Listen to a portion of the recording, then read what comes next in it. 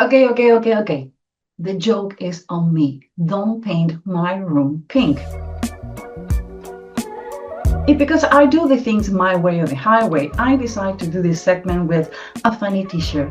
Did you get the message? I hope so. Let's go to the science. Do you know what is colorimetry? Colorimetry is a pseudoscience that started in the 60s. And when I say pseudoscience, I'm not trying to diminish what this science brings to us. If you go to McDonald's or Burger King, you're going to notice that the red and yellow are predominant because it has to do with how hunger happened in your brain, because everything happened in this beautiful, irrational brain that we have. So go back to Dr. Strauss and color pink. In the 60s, he started experimenting between the baby powder blue and the bubble gum pink. God, it's difficult to say it.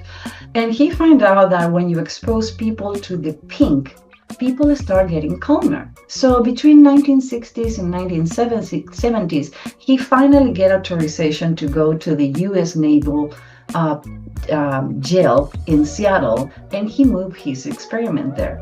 So gel pink didn't result as well as Dr. Strauss was expecting. In a series of studies on psychology and psychiatry, he says, what if we can expose inmates and people with psychological disorders to a color they avoid us to need to give them so much medication? And he wasn't so bad under the scope, the what it helped, but like everything, sometimes is a warning.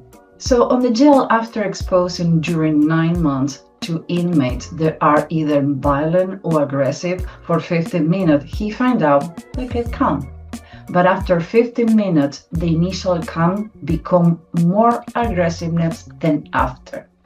Color pink has so much effect that the NCAA prohibit teams to paint the opposite locker room of the other team in pink, because they were doing that because guess what? One of the things is lower the aggression but get you weakest. Actually, the US Navy started testing the color pink to calm soldiers, and they found that not only make them weak, it lower your cognitive 30%. So listen to this.